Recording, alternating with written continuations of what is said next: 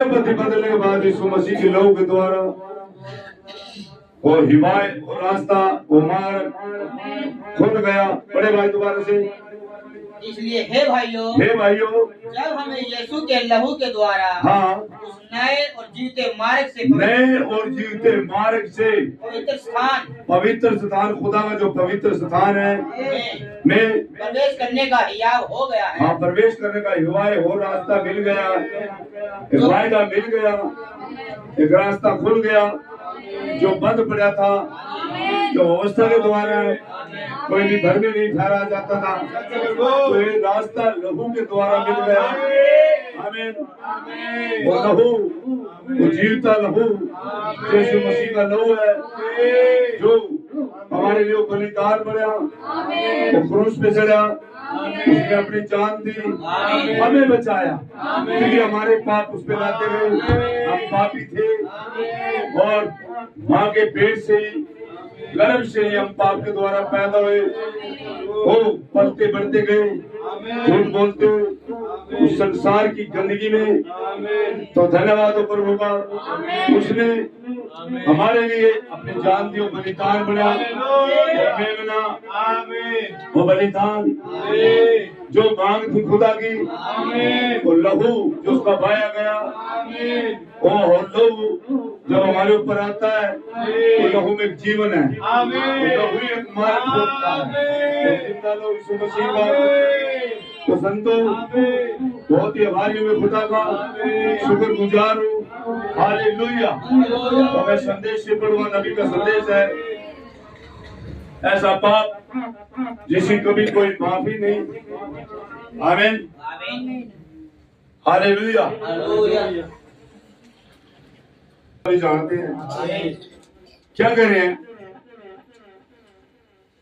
अब यहाँ पर पौलुस भाई इब्रानियों से बोल रहा है कि वह लोग ये बताने का प्रयास कर रहा है कि लोगों से कि खुदा के पास आने का एक ही तरीका जो प्रभु यीशु मसीह का लहू लुहान और बलिदान के द्वारा ही, और इसी रीति से आपको उसके पास आना चाहिए।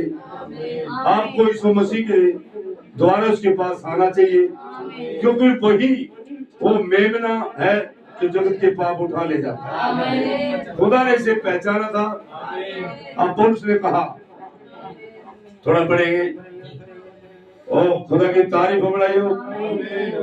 परंतु जब कोई इंसान एक बार अपने हाथ रखता है अपने बलिदान पे, ओ खुदा एक बार जब इंसान अपने हाथों को यीशु मसीह के सिर पे रख देता है और अपने पापों का अंगीकार कर लेता है, कलवरी के दुख और पीड़ाओं को महसूस कर लेता है।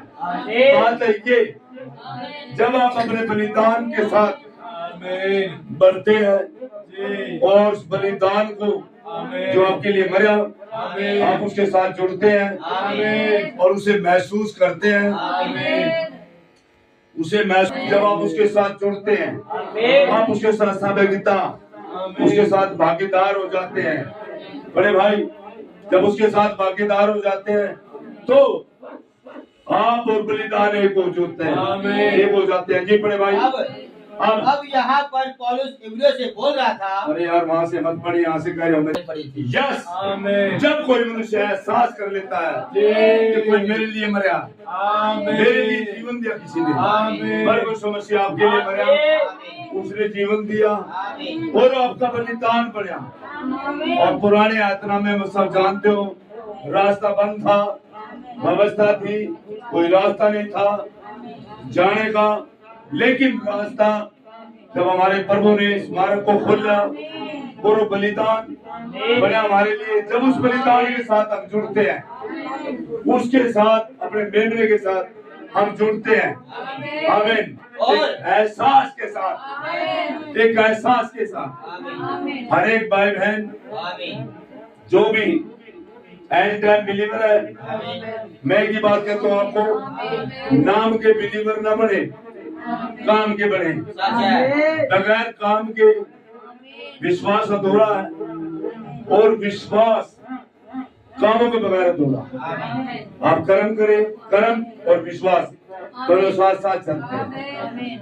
अगर आप खुदा के पवित्र आत्मा के भागीदार हैं तो जीवन प्रकट करेंगे। जीवन आपके अंदर झलकता है आपकी चालों से, आपके उठने बैठने से। आमीन। और भैया पवित्र आत्मा का ये एक रास्ता और कोई रास्ता नहीं। हालेलुया। आप अपने बलिदान के साथ जुड़े, अपने बेटे के साथ जुड़े, लेकिन एहसास के साथ एक एहसास हो आपको कि बड़े भाई पर और यीशु मसीह के लहू में से हाँ। पवित्र आत्मा बाहर निकल आता है। यस, जब आप एहसास करते हैं उसके मरने का, उसने आपके लिए दुख सहे, उसके दुखों में आप भागीदार होते हैं। जब एहसास करते हैं, जब आप एहसास करते हैं तो लहू वो आपके ऊपर आ जाता है। मसीह का लहू, उसमें जीवन है, उसमें पवित्र आत्मा है। वो जीवन आपको बचाता भाई। जो मसीह का लहू है वो आपके पास आता चल के, उसमें जीवन है। जब अपने बलिदान के साथ आप जुड़ते हैं, जब उसके लहू को महसूस करते हैं, उसके दुखों को महसूस करते हैं, उसकी पीड़ाओं को महसूस करते हैं। आमीन। हालेलुया। जी। ताकि हाँ, उस व्यक्ति को धोकर पाक साफ कर दे। उस व्यक्ति को जो पापी है धो के पाक साफ कर दे, पाक साफ पवित्र कर दे, धर्मी ठहरा दे। यीशु मसीह का लहू है जो हमें धर्मी ठहराता है, जो पाक साफ करता है। लेकिन इससे पहले संतों छेड़ दे रहा था तो ये